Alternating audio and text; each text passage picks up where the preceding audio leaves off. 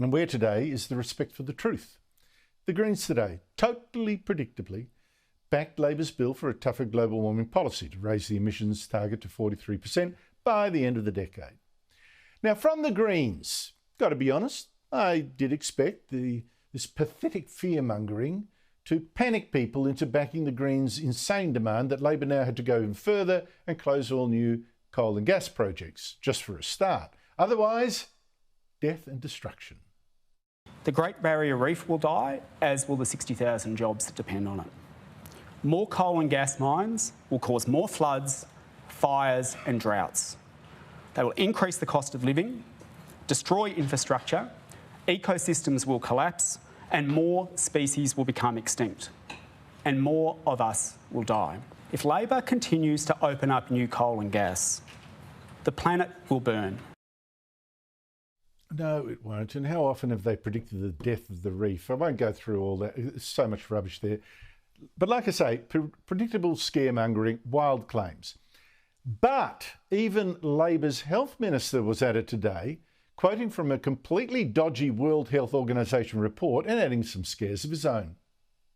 They estimate that between 2030 and 2050, 250,000 people every year will lose their lives as a direct result of a warming planet. And the impact, Mr Speaker, in Australia will be profound, in a continent that already pushes us right up against the limits of human tolerance. Heat-related deaths will increase. The health effects of more frequent and intense extreme weather events will grow substantially, and vector-borne disease will start to creep southward. This is simply pathetic. I mean, seriously, just go walk outside after the show. Does this really feel like an Australia pushed to the limits of human tolerance? Like we're in the middle of the Sahara in a heat wave with no water? I mean, seriously.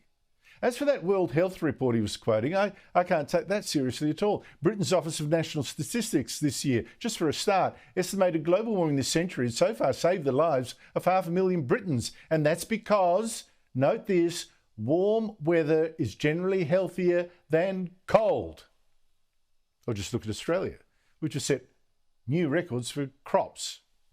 This past century, just in the last decade, we've set several records. The last growing season, Bureau Stats said last week, was a bonanza for farmers. All this rain, brilliant.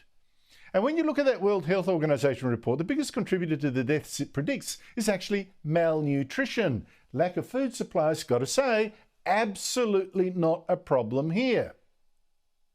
And in fact, getting more food and getting richer, which also saves lives, that demands using fossil fuels. China knows it.